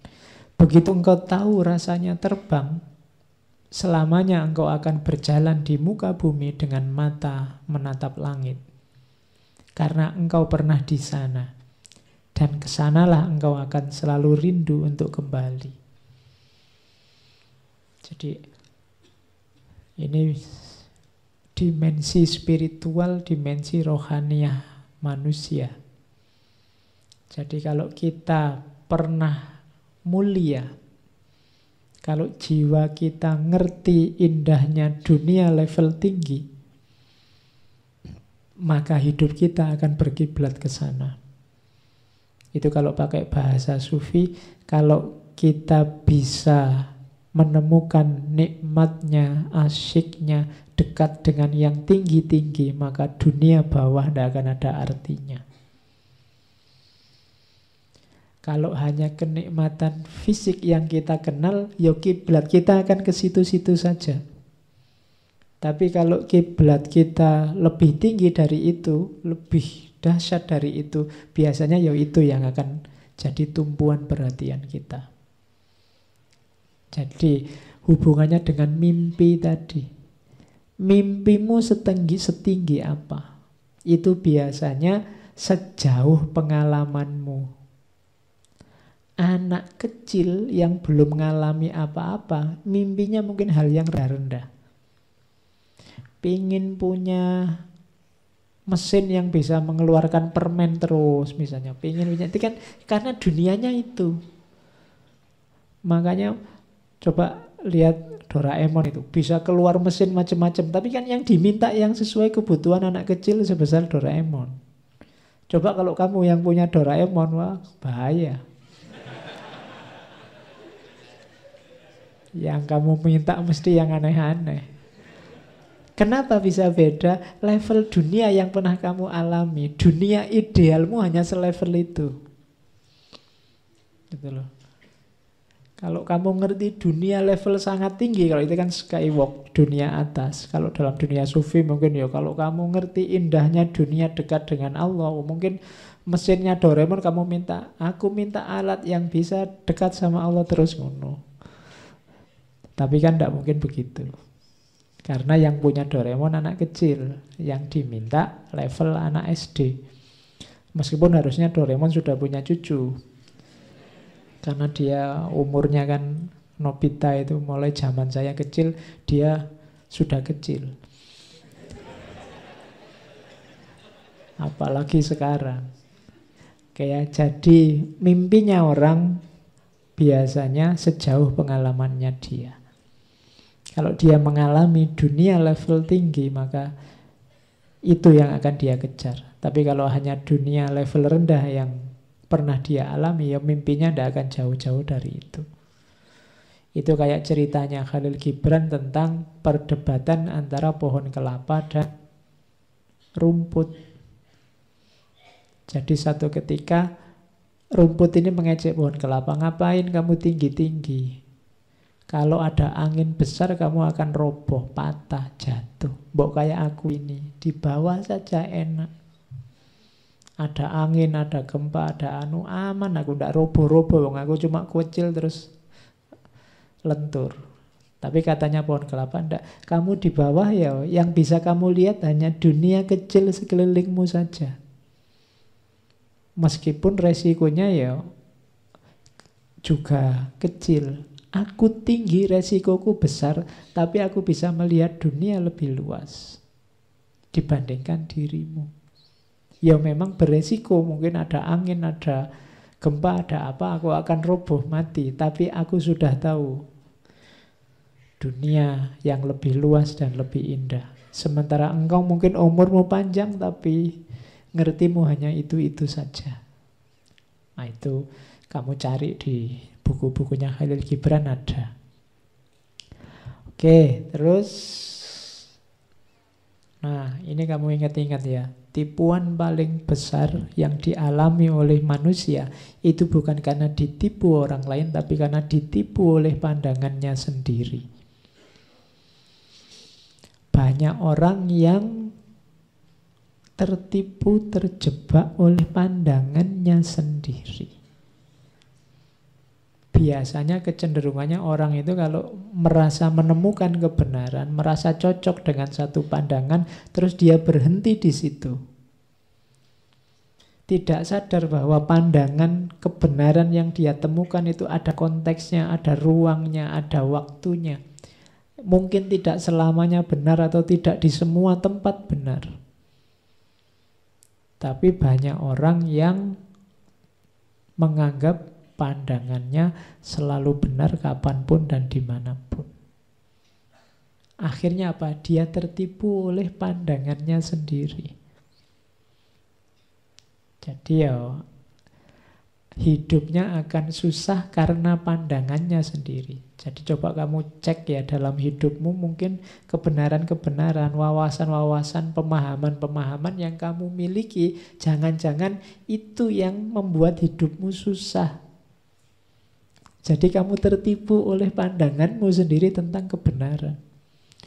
Mungkin kamu menganggap A ini benar.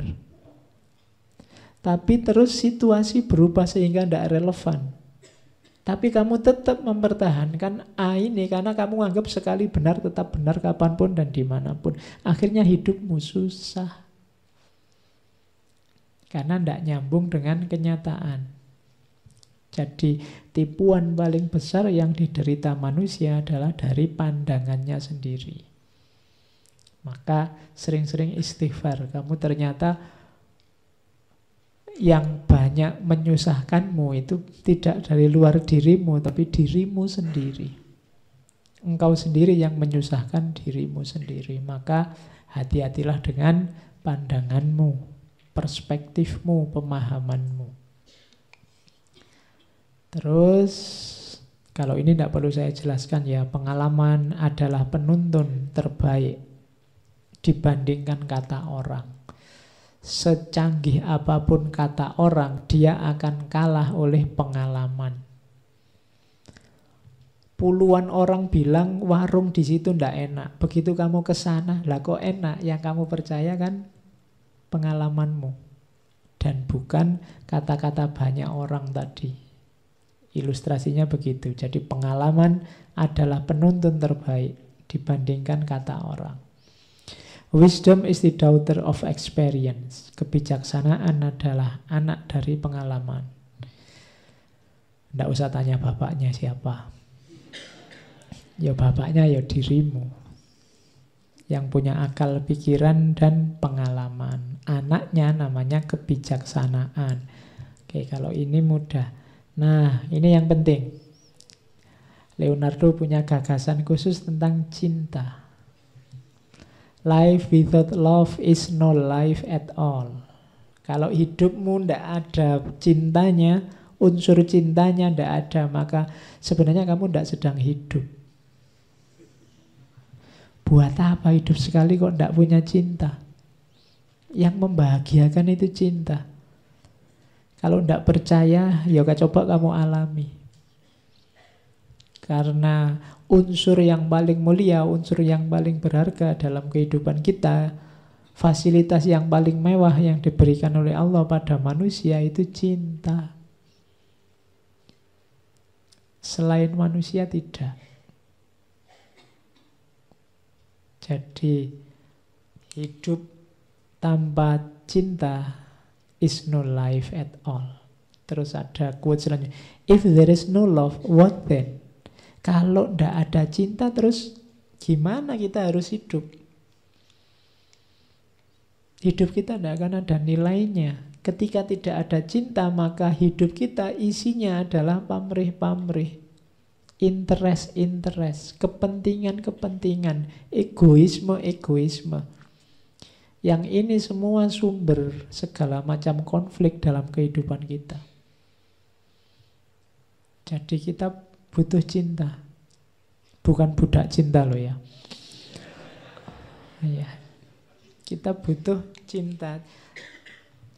Nah, meskipun begitu, katanya Leonardo, semakin dalamnya rasa akan semakin besar sakitnya.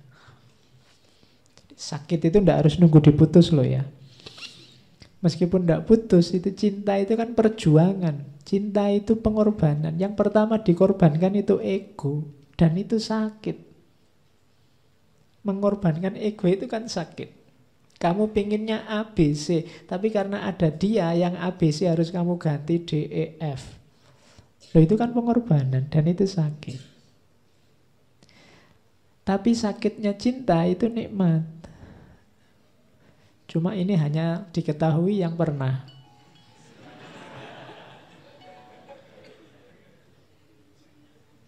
Yang tidak akan tahu. Maka kalau ingin tahu, cintalah. Iya. Oke. Atau kalau memang tidak ada yang objek yang bisa kamu cintai, ya pokoknya cintailah apa saja. Iya. Ya paling tidak cintailah produk-produk Indonesia. Oke. Yo, malah iklan. Terus, tapi kalau ingin bercinta secara cerdas, lihat quote selanjutnya itu. Tidak ada yang bisa dicintai atau dibenci sebelum dimengerti. Seseorang tidak punya hak untuk mencintai atau membenci sesuatu kalau ia belum memiliki pengetahuan tentangnya. Cinta yang besar berasal dari pengetahuan yang dalam terhadap objek yang dicintai. Dan kalau engkau hanya mengetahui sedikit, cintamu pun hanya akan sedikit. Atau sebenarnya bukan cinta. Jadi katanya Leonardo, tak kenal maka tak sayang. Kenal itu bukan berarti kamu tahu namanya, alamatnya di rumah mana, terus malam minggu kamu apel. Kenal itu kamu paham ihwal dirinya. Makanya kalau katanya Erich Fromm kan salah satu komponen cinta itu knowledge. Kamu harus tahu, punya pengetahuan, dan mengejar pengetahuan tentang yang dicintai. Semakin kamu sadar dan tahu tentang yang kamu cintai, biasanya cinta ini akan semakin besar. Kalau tidak, berarti itu bukan cinta. Jadi, misalnya, Pak, saya tambah kenal dirinya, tambah tidak cinta, Pak, saya terhadap dirinya. Misalnya begitu. Oh, berarti itu tadi bukan cinta. Itu tadi kamu masih negosiasi, masih bersyarat. Aku cinta kalau kamu A, B, C, D. Sekarang terbongkar ternyata kamu D, E, F, G. Jadi aku sekarang tidak cinta lagi. Jadi berarti bukan cinta. Kalau tadinya cinta sih Pak, tapi semakin saya dalami, saya kenal, wah saya malah tidak cinta lagi sekarang. Oh itu berarti belum cinta, kamu masih dagang. Kamu masih kalkulasi kira-kira aku untung apa enggak. Jadi kalau itu memang jatuh cinta beneran, cinta yang sejati, seperti apapun dirinya akan kamu terima. Cuma cinta juga ada care dan responsibility. Kalau itu jelek, kamu akan berusaha mengubah. Dalam konteks cinta. Tidak kok cinta berubah jadi benci. Kalau cinta berubah jadi benci, biasanya memang itu bukan cinta. Masih kalkulasi-kalkulasi untung rugi. Oke. Terus mereka yang jatuh cinta dengan tindakan saja tanpa ilmu seperti pelaut yang masuk kapal tanpa kompas. Maka kamu juga harus belajar cara mencintai yang baik. Karena kalau tidak, mungkin cinta akan membawamu kemana yang tidak jelas. Pahami ilmunya juga. Terus nothing strengthen authority so much as silence. Yang paling kuat adalah kediaman, keheningan. Ini sarannya Leonardo untuk tidak terlalu banyak terpengaruh oleh lingkungan sekitarmu. Diam itu dahsyat. Kalau tidak percaya, kalau kamu punya teman pendiam, itu kan lebih membuatmu agak gimana daripada yang cerewet. Jadi yang ngomongnya sedikit-dikit tapi mantap itu kan lebih luar biasa daripada yang ngomongnya banyak tapi tidak jelas. Kamu juga butuh momen-momen kesendirian. Kenapa sih tidak harus terlalu banyak terpengaruh? Katanya Leonardo da Vinci, kalau engkau sendiri, engkau memiliki dirimu sepenuhnya. Kalau engkau ditemani oleh satu orang, engkau hanya memiliki dirimu setengahnya, bahkan kurang. Karena eksistensimu harus negosiasi dengan eksistensi temanmu yang lain. Sejauh pengaruhnya yang tidak masuk akal, dan kalau kamu memiliki lebih dari satu pendamping, engkau akan jatuh lebih dalam situasi yang sama. Jadi momen kesendirian itu penting. Kenapa kok kita butuh momen kesendirian? Karena dalam kesendirian kita bisa jadi diri kita seutuhnya. Kenapa? Karena kalau bersama orang lain ada negosiasi. Kamu tidak bisa full sesuai keinginanmu karena akan tabrakan dengan keinginan orang yang bersamamu. Kalau kamu berdua berarti dirimu tinggal setengah. Atau mungkin kalau dia ngambilnya banyak ya dirimu bisa lebih dari setengah. Semakin banyak orang semakin kamu harus negosiasi dengan banyak orang. Jadi kamu butuh momen yang kamu menikmati dirimu sendiri, hidup sebagai dirimu sendiri. Kalau bareng-bareng kayak gini kan kamu harus memperhatikan kiri kanan. Sebenarnya kamu pengen selonjor sejak tadi, tapi kalau aku selonjor yang depan ketendang, nanti rame lagi, belum gelasnya misalnya. Itu kan jadi dalam hidupmu carilah momen-momen yang kamu bisa menikmati dirimu sendirian. Semakin banyak orang terlibat, semakin kamu harus ngomong aja kan diatur kalau semakin banyak orang. Tadi saya mau misuh tidak berani, mau ngomong saru tidak berani, mau ngomong kenapa banyak orang. Tapi kalau di kamar sendirian, misuh sak kapoke tidak masalah kan. Kamu sejak tadi pengen misuh-misuh, ngaji tidak selesai-selesai, setelah ngantuk misalnya. Tapi kan tidak berani banyak orang lain. Nah, nanti mungkin kamu saking nggak kuat terus ke kamar mandi kan sendirian. Kamu baru misuh-misuh sak kapoke. Nah, itulah gunanya momen kesendirian. Mewujudkan dirimu seutuhnya sehingga kamu bisa terus mencermati, oh ternyata aslinya diriku itu ini toh. Kalau kamu tidak punya momen kesendirian, biasanya tampilan dirimu itu selalu bias, tidak asli. Karena kamu harus menyesuaikan dengan maunya orang lain. Terus, I love those who can smile in trouble, who can gather strength from distress and grow brave by reflection. Aku cinta orang-orang yang bisa tersenyum dalam kesulitan, yang bisa kuat dalam tekanan, dan yang bisa melahirkan keberanian melalui refleksi, berpikir. Jadi orang-orang yang kesulitan apapun tetap membuat dia tersenyum. Tekanan apapun tidak akan meruntuhkan dia, malah dia lebih kuat. Dan orang-orang yang setelah berpikir kemudian berani bertindak. Jadi and grow brave by reflection. Time stays long enough for those who use it. Orang yang menggunakan waktu, maka waktu akan cukup untuk apapun yang dia inginkan. Kalau ada orang kok selalu bilang, Pak, waktunya tidak cukup, Pak. Kegiatan saya banyak, Pak, macam-macam. Itu biasanya orang yang justru banyak menyia-nyiakan waktu. Waktu itu cukup untuk membuatmu jadi apapun. Kamu pengen jadi orang sebesar apa, sebesar siapa, bisa. Wong orang lain itu punya waktu yang sama kayak kamu. Cukup. Kenapa kok kamu selalu merasa tidak cukup, kurang waktu? Biasanya banyak waktumu yang untuk hal-hal tidak penting sia-sia. Jadi, time stays long enough for those who use it. Jangan beralasan tidak ada waktu. Waktu selalu ada. As well spent day bring happy sleep, so life well used bring happy death. Sebagaimana kalau hari yang indah akan membuat tidur yang bahagia, maka hidup yang indah akan membuat kematian yang bahagia. Kalau kamu hari-harimu menyenangkan, tidurmu kan pules, indah. Tapi kalau hari-harimu sumpek, stres, sedih, malam kamu tidak bisa tidur, tidurmu tidak enak. Hidup kita juga begitu. Jangan dikira kalau hidupmu, Pak, saya hidup di dunia ini kacau, tidak apa-apa, susah, rusak, tidak apa-apa, yang penting di akhirat bahagia. Tidak bisa. Kalau di dunianya rusak dan kacau, ya kemungkinan akhiratnya sama. Analoginya kayak hidup kita ini. Kalau hidup kita dalam sehari enak, tidurnya juga enak. Tapi kalau hidupnya kacau, tidurnya tidak akan enak.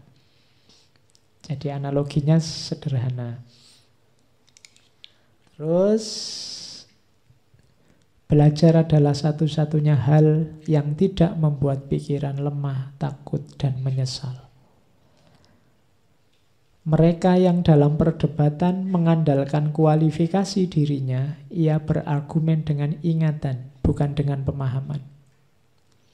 Orang yang kalau diskusi, yang ditonjolkan adalah statusnya, bukan argumennya, maka biasanya dia tidak sedang berargumen, tapi sedang apalan. Tidak akan ada gagasan original. Dia akan ngomong berdasarkan statusnya. Jadi tidak ada argumentasi. Siapapun yang menyusun argumen dengan bersandar pada otoritas, tidak menggunakan intelijensinya, dia hanya hafalan. Tidak ada pemahaman.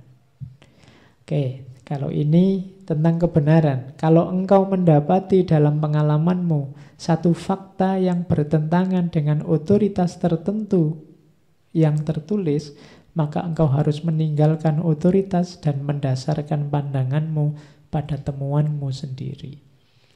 Ini diantara ciri-ciri orang Renaissance saya jelaskan tadi. Ada kekecewaan-kekecewaan pada agama. Kemudian berpindah ke era modern, kekaguman pada sains. Temukan kebenaranmu sendiri. Jangan terlalu percaya dengan otoritas. Kalau kamu melihat ada binatang yang bisa berkokok, kamu lihat sendiri, maka itu ayam. Meskipun ada dokumen, ada kitab suci, ada apapun yang bilang bahwa itu kambing. Kalau kamu lihat dia berkokok, maka itu ayam. Percayailah temuanmu.